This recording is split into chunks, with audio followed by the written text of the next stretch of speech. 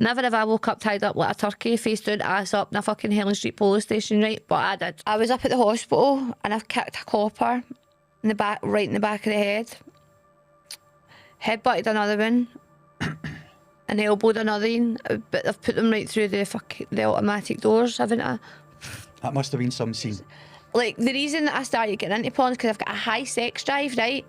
So why not, mate? I was like, well, I'm making a career out of this. I'm not going to come in and call me whatever, like slag, slut, whatever. I've been called all that for years. And so who's Pascal White? I don't Pascal really know him. White is notorious, and he's fucking rough. Obviously, my second Fake Taxi shoot and my show jump and stuff. I'm like, come on, my little show pony. I had a wig change and changed and washed and then get flung about that taxi again. So I get flung about that taxi for about, let's say about 9 hours with 2 different people.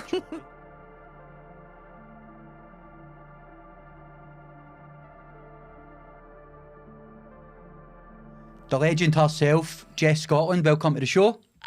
The legend, you know what, I'll take that today, that's a good one. It's great to have you in the studio, Jess. Brilliant to be here. A massive character, an incredible story. Some say. Yes, so you've been in the porn industry, massive in that. You've OnlyFans, you're a businesswoman, you've been mixed up with rappers, you've been in music videos, you've got a tag. Sure am tagged. There's loads to get through in this story.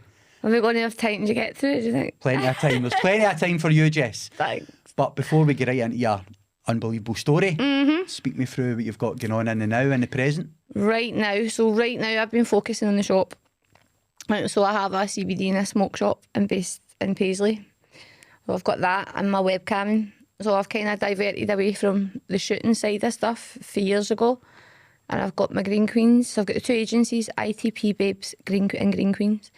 So we've just been focusing on music videos, model shoots, because they get published in every mag, like every shoot gets published.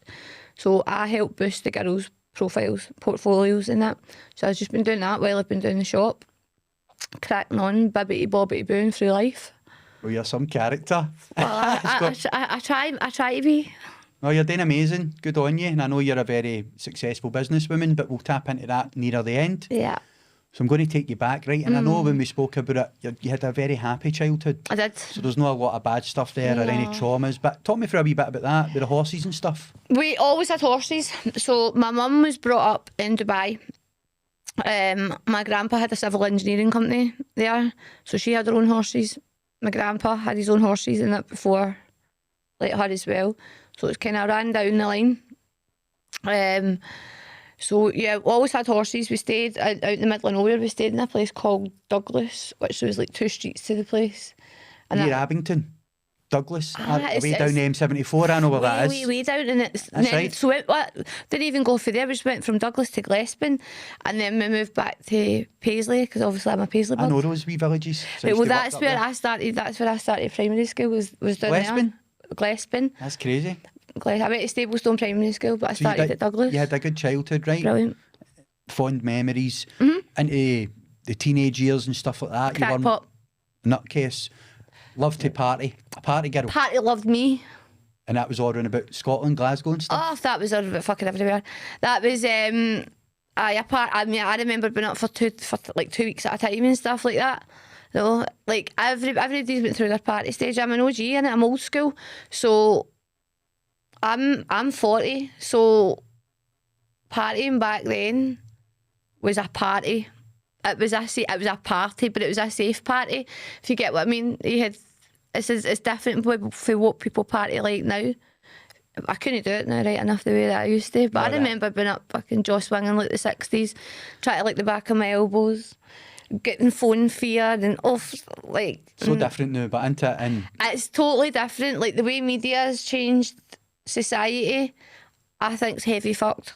Like proper, totally like tarnished younger people's brains and what things okay and what's not okay and things like that. Definitely. But before you really started getting on these platforms, becoming a bit of a star, you were mixed up with the law then again. Because yeah, I was.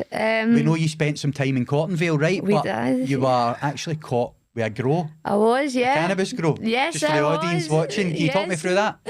So I got caught with a grow. Raging that I was. Well, raging.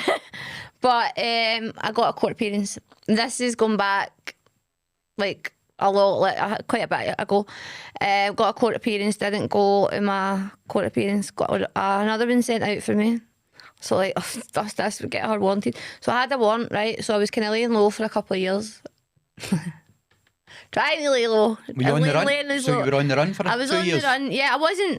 I wasn't so much really bothered because at that time I was still no fucks given attitude. Do you get what I mean? Like, it's not until you're older and you've got your family and that you think about, you think, oh, shit, I could have maybe avoided that, but do you know what? It is what it is. So what happened was, I was stashing one of my mates. He was on the run for something that he had done. And nobody's getting my mates, and like Popo don't get my pals. So he was in mine with his now wife, and I had fallen out with someone, and the first thing that came out their mouth was, "You're harbouring a fugitive," and I was like, okay. So we knew at that point, like, he had to move. Next morning, my door went in. So I got taken up to. I had the warrants obviously for the grow, but because they knew obviously like that was my pal and they were trying to get a hold of him, and so I was taken up to Cottonville. It was a weekend in Hamilton cells. That's what it was, and then up to Cottonville. I knew it straight away. Like when I was going up to court, I was like, obviously they're going to remand me, but I got pulled out every day, by every division. Like, where's your pal? Where's your pal? Like, we'll take you home. We'll take you from court. We'll take you right back to your gaff. So they were wanting you to rat them out? I was just saying, not a chance.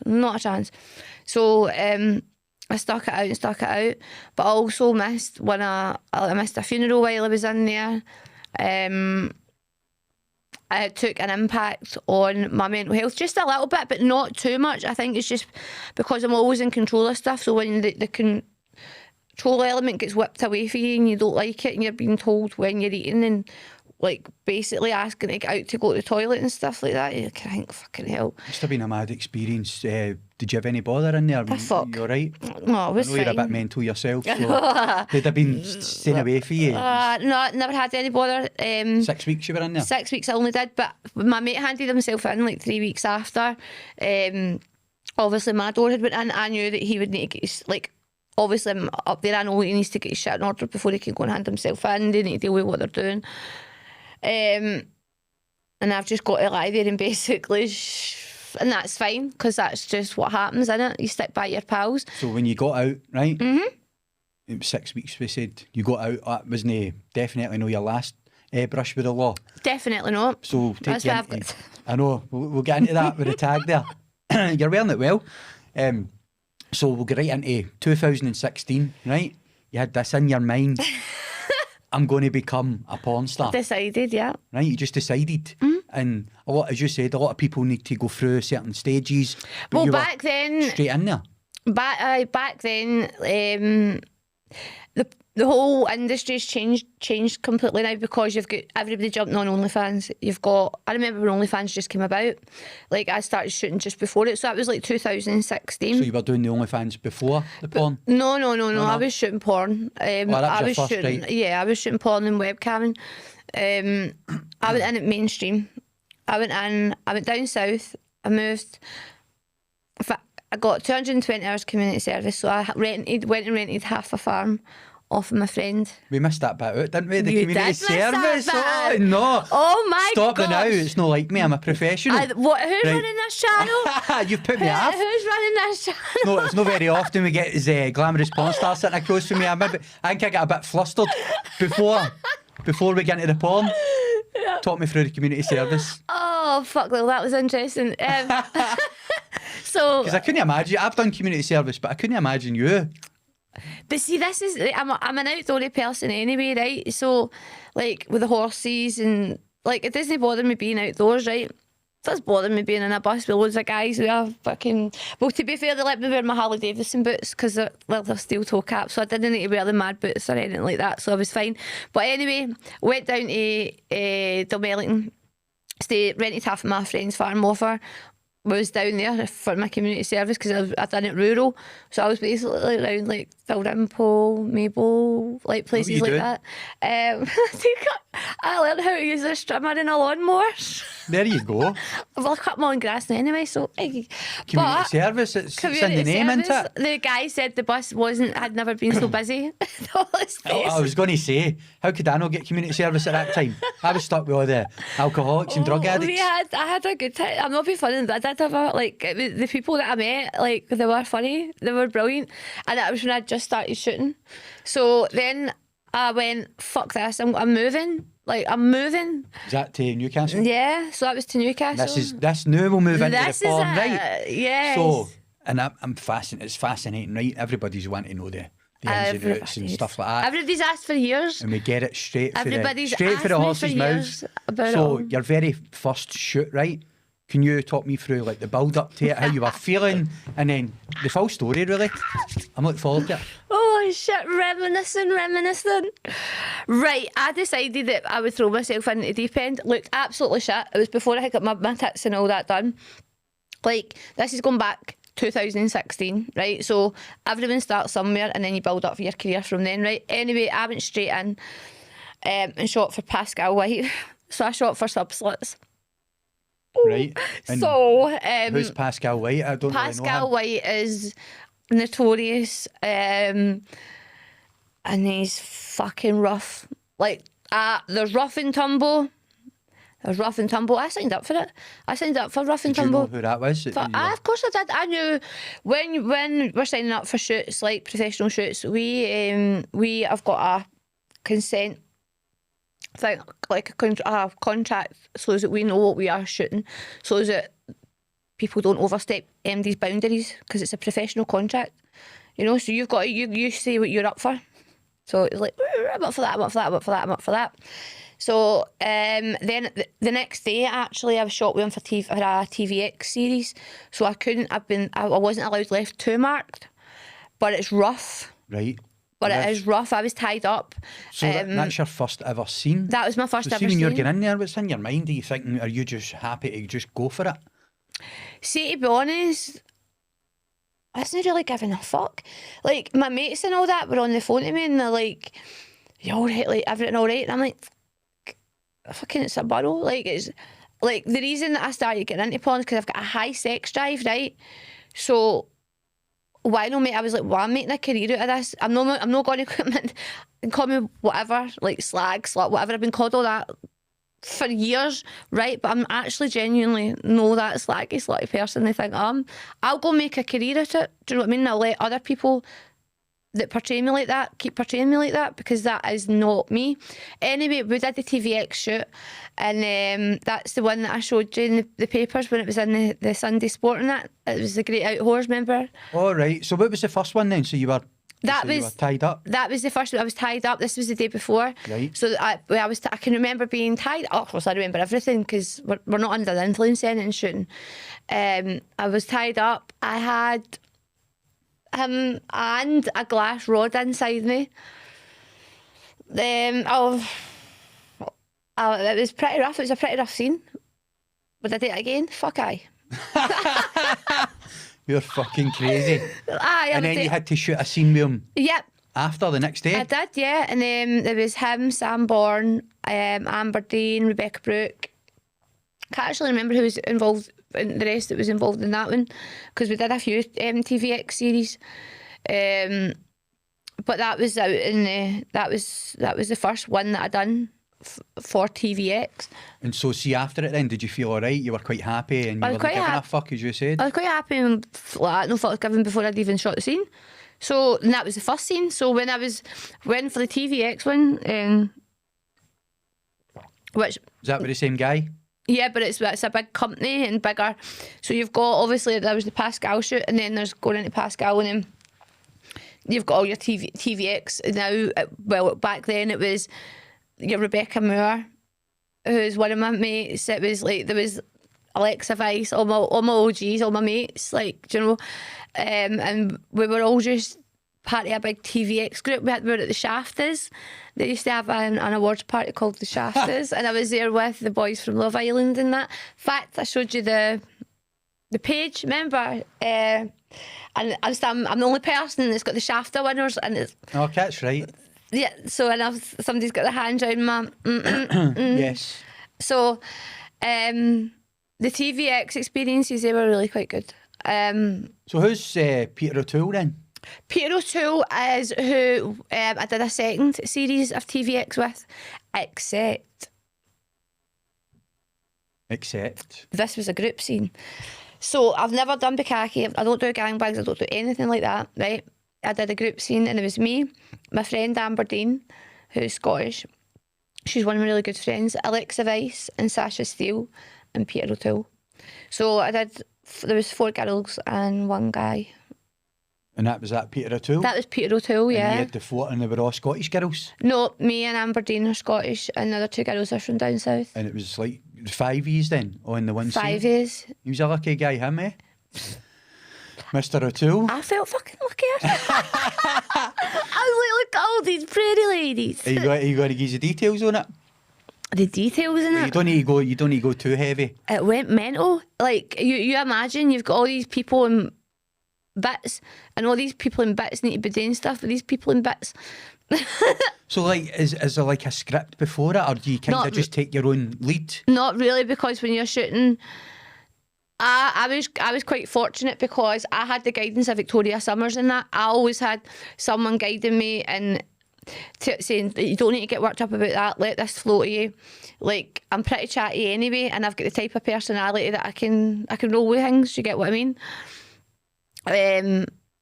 So it wasn't so much scripted, we were just basically a basic thing, like a wee kind of, like, very, very, very basic, and we just had to kind of roll the rest of it ourselves because back then, like, when you were shooting porn, you either shot mainstream or amateur, and then OnlyFans came about, and then everyone started jumping on OnlyFans as well, and then doing OnlyFans porn, but you still get obviously your mainstream porn, which is like your TVX back then, or now Brazzers, Fake Taxi. So that was you right into it then, right? Yeah. So you were right into you basically a high class porn star, right? Well, I shot 3 Fake Taxis. So the Fake Taxi one, talk me through that then. All right. Who was that with? Right, so that's with there's a Fake Taxi. Obviously, there's a guy who does Fake Taxi, and I can't say his name, but it's the Fake Taxi guy. And what was that experience like? Because well, everybody knows about. Yeah, I'll take your jacket. Oh, will you? Aye. Thanks very much. No problem. It's a gentleman. I'm going to put it on, so I'm cold. I'm only kidding. Talk me through it. So, first Fake Taxi I did, I looked absolute shit. I didn't have my boobs done or anything. Like I said, threw myself in the deep end. And then again, like, Botox, lips and that come later. Like, the voices only just started taking over. I started shooting, like 10 years ago or something, do you know what I mean? But, so anyway, does my first Fake Taxi. Absolute canter. Total fine. All of them were, right, but, so we're sitting the night before. So I've got my 2 mates sat with me. And my phone goes, so it comes up, thinking Fake Taxi. So I was like, they're probably just checking in to see if my transport and everything's sorted, like I'm not how I am, because that's what they do. Like, the people, like good companies in that, and people that you work with will always check in, make sure everything's okay. Like what you did, make sure everything was all right before I came on and that. That's right. Right. So he's like, Jess, hey, he went, have you done an interracial scene before? And I went, no. He went, do you want to? And I was like, well, aye. Why not?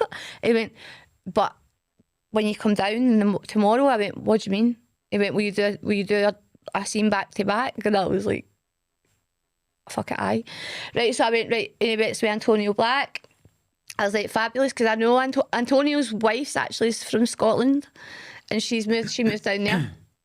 So I know, like, Antonio and his wife from going to the awards parties and things like that. So I was like, oh, this is going to be fun. Well, I got thrown about that Fake Taxi.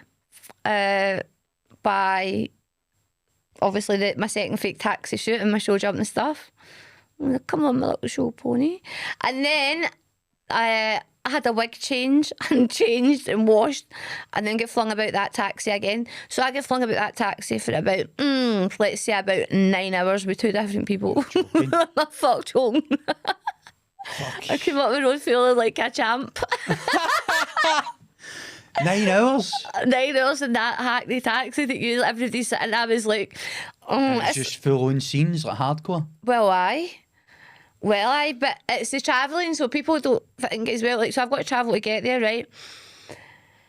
You don't get much sleep because you're up. I think I'd left at 4 o'clock in the morning or something because I was to get to London and then you've got to go all these different like routes and all that. But it was fun. It was good because I was like, I hadn't shot with Antonio before. And we'd always say, right, we need to shoot. It's mad how you're saying, I know Antonio and his wife. I was going to shoot with him and his wife as well because we were planning on that too. And then you're doing a scene. And then that's crazy. It's a small world. It's a bigger industry now. But I still keep in my small bubble. Like I'm going to shoot with Brooklyn Blues' husband. Right. So Brooklyn Blues, one of my mates, and I'm going to shoot with her husband Billy. Is this for OnlyFans or mainstream? This will be for my OnlyFans. Right, okay. It's mad that, isn't it? Because a lot of people don't understand it. That's why they don't get to ask you questions a day because it's just work. It's like I asked you after the record. It's like how do you block that? Having like a connection with somebody, right? Different having sex with somebody you've got a connection with, but doing it on the screen as a job, you block that emotions. Block it. Do you know what? I don't do one night stands. I don't drink, right? I don't go out partying or anything like that. So I don't. I couldn't do a one night. I wouldn't do a one night stand because I'm like, for fuck's sake, I've got to wait 2 weeks to go and get tested. I'm dead because we get our health certs and that done. Do you get what I mean? We've got to keep on top of stuff like that, right? So when you are shooting, you've got to make sure that like you can't be dusting your stuff all over the place. Do you get what I mean? Like you've got to keep some level of decorum in about you, and that's why I didn't shoot any like gangbangs or anything like that. I just shot normal boy girl stuff and then loads of girls on a boy stuff. It's amazing because when you hear about it now, it's get worse and worse and more graphic, right? And believe it or not, I don't actually watch porn. You can judge me if you like, Jess. I'm on the spiritual path. I'm in a spiritual. Hold on a wee minute. Wait, I practice in clairvoyancy, right? And I'm a mad fucking. But you didn't let me finish. You never let me finish. I says I don't watch porn. But after this episode, I might start watching it. I'm only kidding. I'll give you the names to watch. Right, so was there anything that you didn't agree to do? I know you said gangbangs. Was there anything else? Bukakis, gangbangs. I just wouldn't do anything that would... I always like to be in control. I'm a trained dominatrix as well. So as long as I'm not getting treated like a bit of meat. Do you get what I mean? But again, I've not shot for 2019. That was I shot for Brazzers, and then they wanted me to do an anal scene. And you've never done that before? I've never shot an anal scene yet, but... And you wouldn't either? No, I'm not, because I don't shoot anymore. I think if I was going hell for leather and I was going to go back to being mainstream shooting again, then obviously I'd open up my horizons. But as it is, I've got my webcamming, I've got the shop, I've got content, like my own content that I do. I do my own solo content for like OnlyFans, or I'll shoot with my female friends.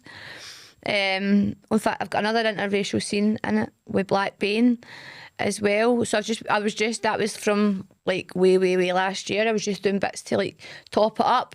But OnlyFans ain't been my, like, people get fixated on it, like between OnlyFans and TikTok, and I'm like, there's a much bigger platforms out there. Like, there's so much more ways to make your money as well.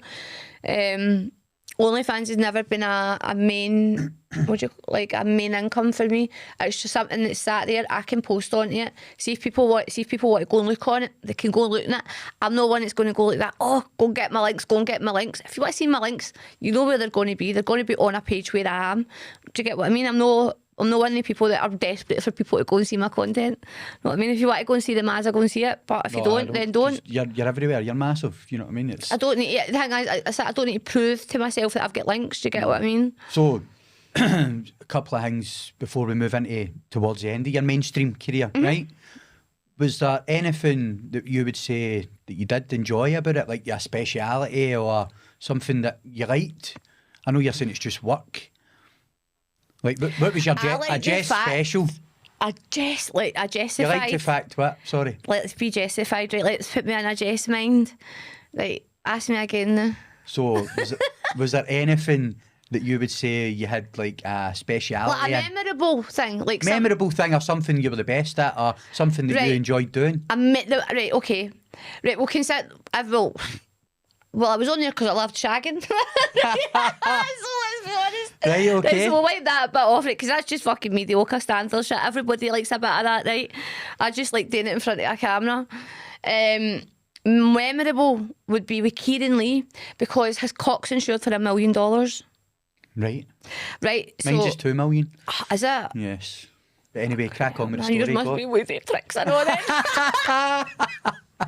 It's got cobwebs on it, but anyway, moving on. So $1 million is insured. And I was like, so it came over and I shot content on OnlyFans with him. That's the one that I remember I showed you. Yes, I remember. Right, and so I'm thinking to myself, like, his cock's insured for $1 million, and what if I break it? Like, and I'm thinking to myself, he said every porn star superstar in America sit and absolutely destroy this thing. But see, when you're sitting and you're looking at somebody's Twitter and you're like, his cock's insured for $1 million. And you're like that. I'm going to have a fucking. It better be fucking worth $1 million. You know what I mean? Like, so this is your most memorable thing. So what happened? It was fucking worth $1 million. I'll tell you. Aye, definitely. That between that and the Danny D thing, I nearly came up the road in a wheelchair, and I can't believe they asked me to do an anal scene. Back in the day, if I was still a bit mental, fuck it, I probably would have. Got a wee bit more conversation about me than now. Right, and what was the Danny D thing? Was he massive? Yeah, Danny D's massive. How big we talking? I'm trying to look for something. Oh, just tell me. Don't you grab it? I'm trying. It's all right, we'll skip by it. Big anyway. This is aye. It's just like a monster. It's a tool. This is what I mean. It's crazy, isn't it? And I'm like, that was aye. So that was the most memorable. But that was the last shoot that I'd done as well. So that was the last one that I'd done because Brazzers was the last, and I stopped. And then just started doing my own thing. So that was like OnlyFans and the webcam thing? Yeah, and then set up Green Queen. So I set up my cannabis model group. ITP Babes, I've been with for forever. And now we're management in them. So we run like 260 models. We manage them, we help them, we promote each other, we all work together. And then there's Green Queens. So they work, that's my wee team, and we'll do events with a lot of my rapper mates and things like that. So just one more question on the porn, right, before we move by that. Mm-hmm. So out of the full porn industry, right, what would you say was the hardest thing to deal with, apart from the bobies, obviously? Oh no, it wasn't hard. That was like a bit addictive. That's right. Like what orthodox back. The hardest thing I think was to deal with was the backlash. To start with was the backlash, and then I thought, do you know what? Fuck it. I did all this when I was down south, right? Then I moved back up like 7 years ago. So I moved back up, and then it was like, so when you're out, then there's Jess Scotland. You don't get a fucking minute's peace. Or like people sending me pictures of me and Asda. I'm getting pictures sent to me and like stuff like that, a bit creepy. That was the kind of backlash thing of it.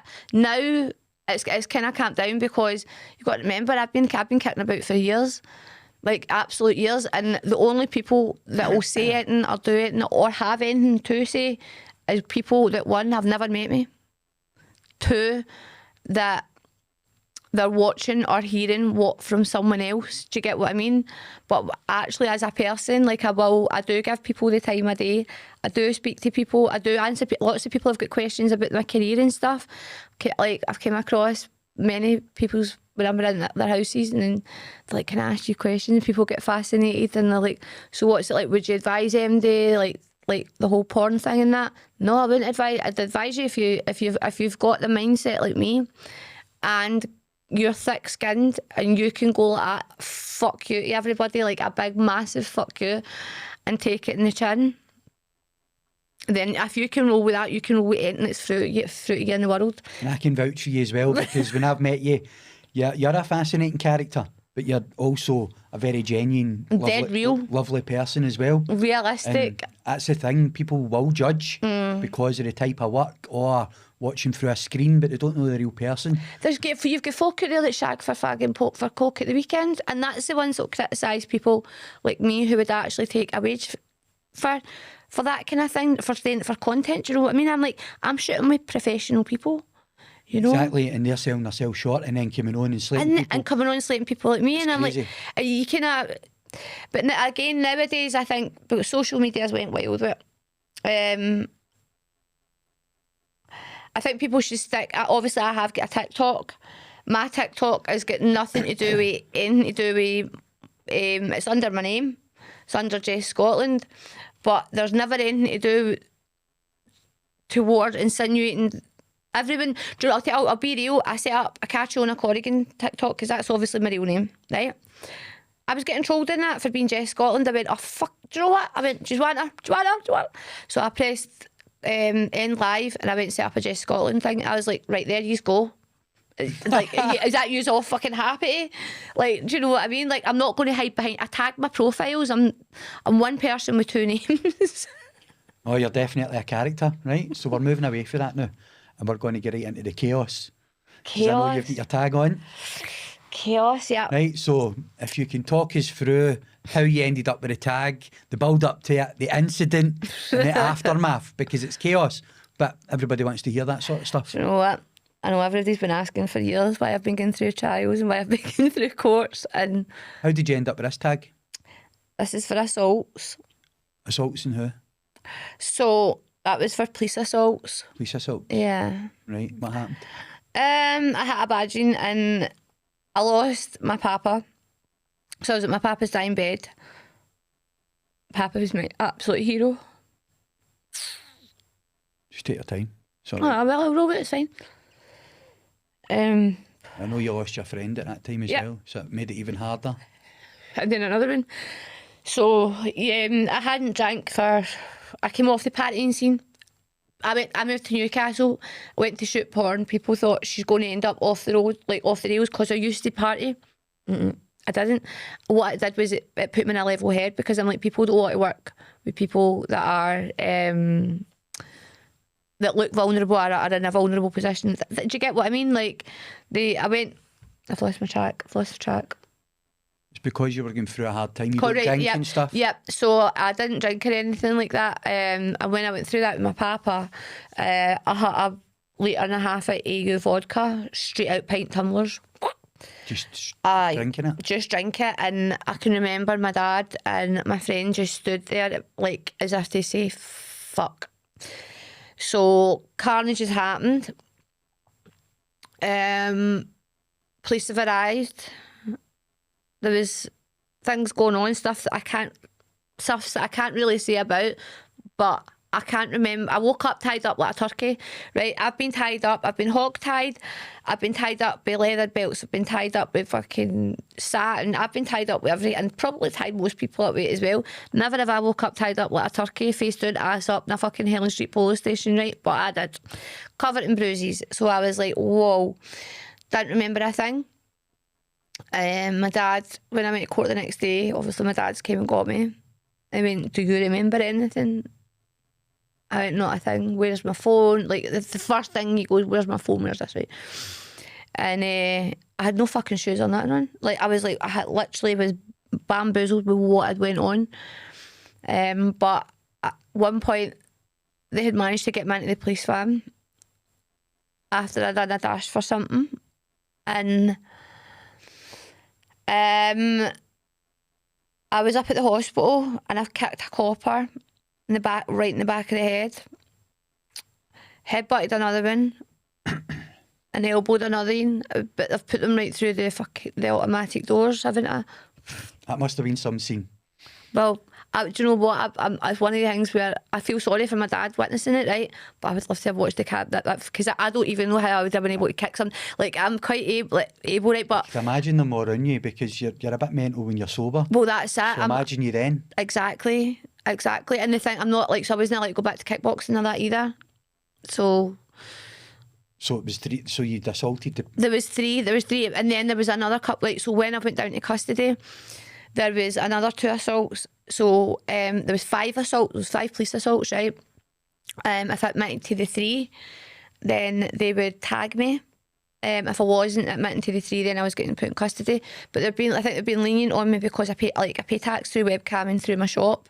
I'm a single parent. And I had a mental health breakdown. I had like all my psychiatric reports and everything there, you know. And then So see me, you went up to court for it? Yeah. What was that like? I was going up to court so for you it. knew you were going to get the tag if you pled guilty? Well, do you know what? This was a dickhead move, right? Because my probation, not the probation officer I've got now, I've got a different one now. He's like, he texted me the day before and I hadn't been able to get hold of him for 7 weeks. Shocking. And I got a message from him saying, the court's going to be opposing for a tag. Start looking at your shop paperwork and that about the times you're opening and shit. No, how about you fucking do it? Go into company's house, go online and read out about my shop. I was like that. You're not telling me that I need to do this. I was like, I've got EUPD, so I have an emotional unstable personality disorder. So I'm properly medicated up every morning and every night. And I still manage to get up and do all the shit that I've got to do on a daily basis, which is a lot. Right? And they're asking me to put in, I'm like, what the fuck? So I was like, and then everybody's like, you won't get the tag, you won't get the tag. I knew that I was going in there for that. I knew I was going in to get that. Because it was just dropped on me like that. How long have you got the tag for? So I've got that on now, the 10th to the 11th of April.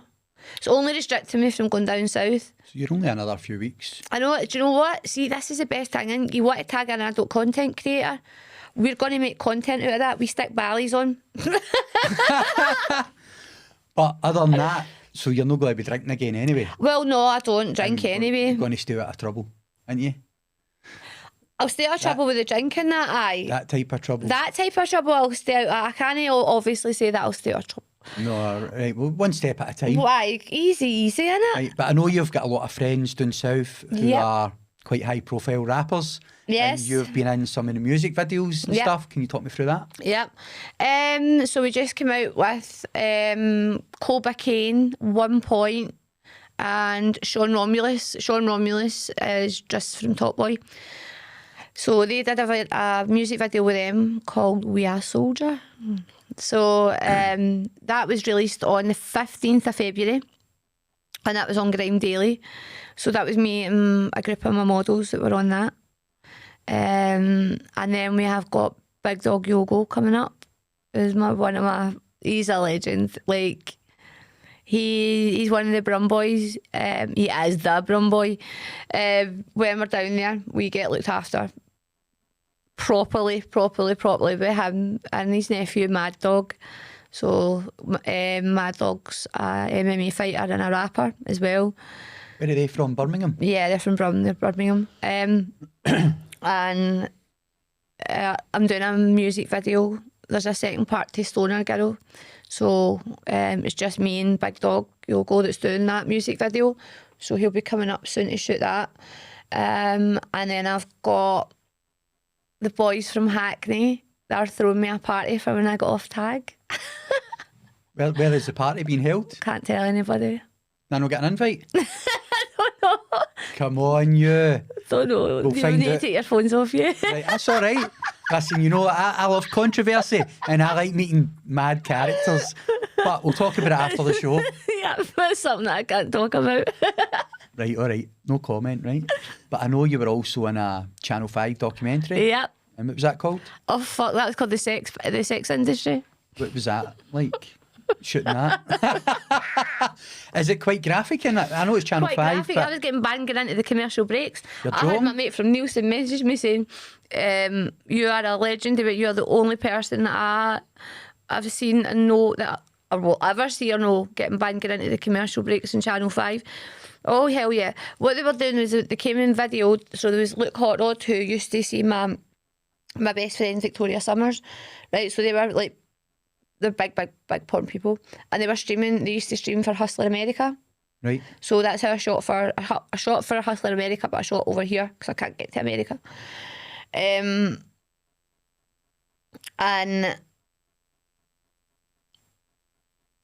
what was I on? We're on the Channel 5 We're on the Channel 5 documentary, aren't we? So Luke was videoing me being me being fucked, basically. I was getting shot being shot. I was getting shot doing a shoot, basically. Right. So there was a porn star edition, and then there was the escort edition, and then there was the street hooker edition. So it got released on the day that I got my tits done. So I had to say to my mum and dad and that, like, don't watch that because like I'm on that. Right. Yeah, I had to say my grands in that too. Just know how in case somebody's sitting up late watching something. It was like a few years ago as well. So that was about 7-8 years ago. And where can we watch it? That was on chat, so it might even be going on Netflix. Is it? I don't know yet. I'll get the family. Because it keeps going on to 5-star, and everyone keeps messaging me, and I'm like, stop messaging me. I look shitting at the fucking. My pit bull's the only thing that's good about it because she's passed away now, and I'm like, but the experience was good. Like the experience was good. I would like to have waited until I've tidied myself up. But again, when you go back all the years ago, media, everything's completely different. Everything's in different terms now, and it's like it's so different. It moves very fast. It does. It changes moves fast, so you're always adapting to new. That's why I think my anxiety goes up a lot because the way things are moving, I move fast, I move quickly. I only knew I was doing this, a few days ago. I've been asked by people, YouTubers and people who do podcasts for fucking years because of the shit that I got up to. Quite funny this morning because we're going to use your patter, right? You hit a Mazza.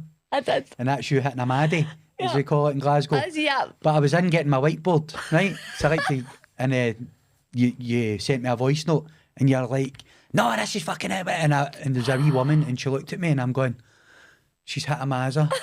She's hit a Mazza. And she's going, what? I'm saying it's fine, it's fine. She's hit a Mazza, yeah. And then you came back round again. This happened quite a lot. But did you notice I was on.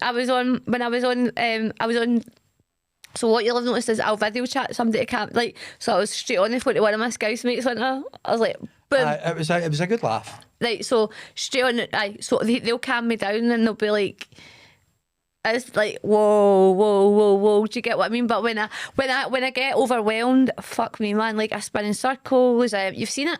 I've seen it because we also went for a spa day. And I invite all my guests for a spa. And that was definitely an eye-opener. But we'll not get right into it, right? Because I don't want... wait till you post the content. I'm raging that I can't. I don't want to get barred, right? So we need to check that.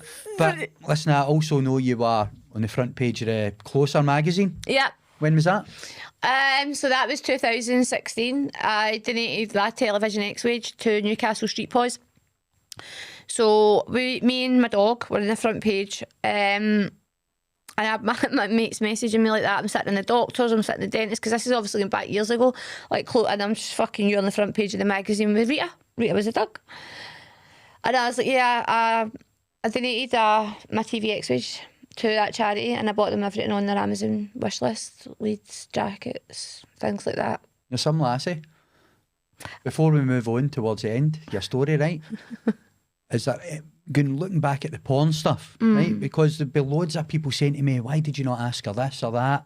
But I'm quite open anyway. But is there anything looking back that you would have changed or wish you did do or didn't do when you look back at the porn industry, or people you even would like to have worked with type of stuff? No. You quite happy with everything? Do you know, I've always put everything on a scale of probability, right?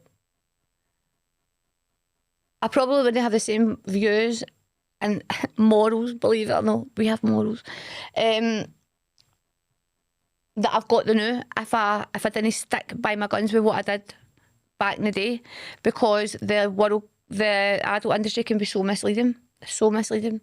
If you're kept on the right path with professional people, professional agencies, professional photographers, like that, if you keep yourself right, you ask for references. Like, I don't think I've done anything wrong in the way that I've done. I think I've done everything right, because people. I wouldn't have the 2 agencies. I wouldn't be pushing girls forward the way that I'm pushing them forward.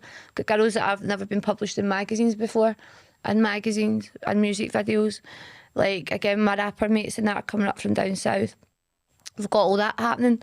So I really can't have done that much wrong. No, do you only take positives from it then? Are you quite... I take positive for absolutely everything that I do. If I wouldn't take a negative, I would take it as a learning curve. But again, I've not done anything that stupid in the industry to be thinking, oh, I shouldn't have done that. Or, you know, everything I've done is in Google. So it's like anybody watching this, it doesn't matter what it's out there anyway. To get what I can't hide. I've got no skeletons in my closet. There's absolutely none. Everything's been brought out.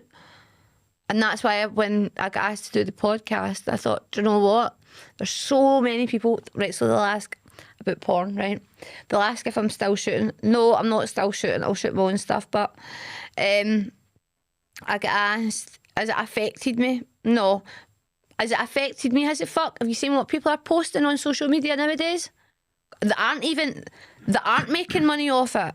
You know, or all the drama that people cause to each other's lives that they don't eat. No, that's not me. So no, I do. I think I've went in a good way, and I kind of. And I know you already had struggles with your mental health anyway before that. Mega struggles. You can't really blame that. Do you think it affected you in any way? No, are you quite.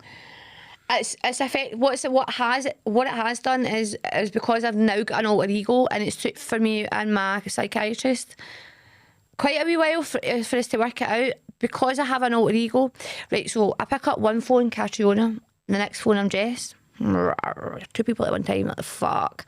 Right, it also put me off, like, lads, I don't know how to talk to lads. Like, see, I don't have a big banging sex life, but when I'm with someone, it's fucking top bar, like the nails are set, you'll never beat that standard, right?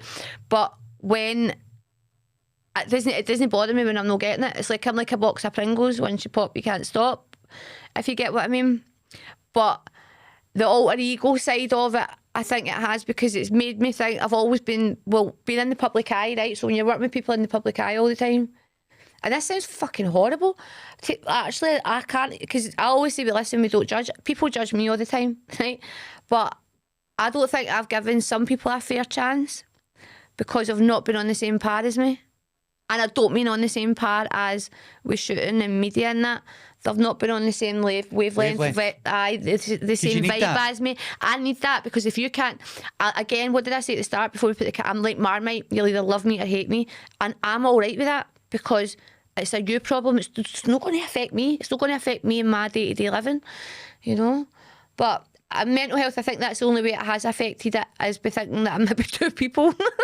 I can relate to that, because I've also got alter egos. It is. It's hard. It's difficult. Very, very hard. I play different characters sometimes, and I don't even know. I'm supposed to be some sort of like fucking 25 8's fucking sex nympho, and I'm like, are you joking? I blaze up. Do you know what I mean? I'm going to blaze up and fucking edit the shit. But I think that's how me and you got on so well, because we're a wee bit erratic, and I've got the alter egos as well. It is, isn't it? And yet, like yesterday as well, we even had everyone else vibing in the sort of... Some vibe. My friends from Transylvania. Well, I have never... That was amazing. It was just the vampires. No, you're crazy, right? But, so, getting into relationships then, right? Okay. No, I know. Do you want a relationship? I'm not asking you. Right, we're actually meant to be going out for dinner, are we not? Romantic. I mean romantic dinner. No, but I'm saying, is that on the cards? Are you saying you maybe just meet somebody at the right time? Or... you know, bother? I don't bother. I really, really don't bother. There's always that, and he's always been around me, and he'll be like, I don't need somebody there, but when I do, and when I want somebody, they're there like that. They're there for me every day, but it's not a relationship, which is it's a weird one, right? But it's not a relationship. I wouldn't put, see, unless someone could handle what, like, I only webcam now, right, and do my content. I shoot with females, or I'll shoot just with myself. See if somebody can't accept that in this day and age, I'm like, away you go to fuck, man. There's lasses out there that'll cheat on you. There's lasses out there that'll talk to you, that'll fuck your mates behind your back. Like, I'm not one of these people, but, you know, people need to understand my way of living. If you get what I mean, they all think that they can date. Like, well, I'll take you out for dinner. I don't mind your job. This and that. And the next thing. Okay. It doesn't last. I personally, I dangle and dangle and dangle because I'm like, if you really want to take me out, you'll put the work in for it. And it sounds horrible saying that, but after years and years and years of, I mean, the inbox is back. It's obviously, and it's not just me. Every girl in the industry, every girl that's sitting in a position like me and doing what I'm doing, has got their inbox banging. And it's always really, really interesting. People want to take them out, but do you want to put them out on your public page and things like that? That's the thing. Like, this is my girlfriend. And then everybody's paying to watch her and stuff like that. That's it, yep. And I've had it like before. Some guys really like it because you'll not get to touch her. Like, that's like, because they know I'm not going anywhere. Like, I was going to take you for dinner up at my dad's house as well. You know, introduce you. Tell me to get a kettle on. I spoke to him. I know, it's hilarious. Give him a shout out to my dad. A big shout out to Mr. King, by the way. There you go, spoke to the wonderful Jess. I did. Do you know what? He seemed like a lovely man. He is, he's a character. So, before we finish up, right, where can everyone find all your links, your pages, your OnlyFans? Fuck, Google, innit? Just Jess Scotland. Google. It's like, you take away my platforms, like, you take away my TikTok, you take away my Instagram, like, my links are on my Instagram, right? Because I don't put my link, I don't think anything like that should be associated with TikTok as it is a kid's platform. I'm still in the thingies of whether I should be on it or not. I don't go live because I do understand now and I realise what the platform is about. TikTok as a kid, it was originally, so I need to bear in mind that there is people on that platform of a different age group. So right now I'm focusing on my Instagram and my OnlyFans. It's getting smashed right up. Well, you're definitely smashing it, right? And it's been an absolute honour having you on the show. But before we finish up this episode, if there's another message you can send out to the audience watching, now is the time. Wow, man, you put me in the spot for this one, didn't you? I'm sure you're used to being on the spot, Jess. I know, but the stage is yours, take it away. Anything you want to say to anybody, whether it be individually or the audience. Listen, we'll not go there individual. We'll not do the individual, like, right, okay. Fucking I'll be here all fucking day. Right. But no, I would just say a massive shit. Again, I won't say it negative, but it's a massive shout out to, like, all my green queens, like the girls that run my TikTok page, the girls that stand by me on Instagram, my mum, my dad, absolute hero, and I wouldn't be here if it wasn't for my dad. I think the ITP Babes team, the whole modelling agency and group that I've got round about me, my personal friends, they know who they are. Some of them won't like the messaging, like putting their name on. I just want everybody to stay positive and stay happy and stay smiling and just don't take a page out of my book. It's one of them, unless you come and speak to me about it first, you know what I mean? It's a great message, Jess. And it comes straight for the heart, as I can tell. And listen, it's been an absolute honour having you on. Am I coming back? You're coming back. I would have you back anytime. I'm sure we'll get you in for a part 2 once this goes viral. But listen, thanks again so much. I look forward to spending more time with you, getting to know the real you. Am I getting another spaddy? I will need to talk about that because you got me barred. We'll need to go to another spa now. Nah, am I getting took out for dinner? Yeah. Now you're putting me in the spot, definitely. Who shows this? We'll go out for dinner, right? We'll keep it clean. Well, maybe. But listen, thanks again. Don't keep things clean, come on, you. Right, okay, shake my hand, right? Thanks again for coming on, Jess. It's been a real honour. Thank you. You're very welcome.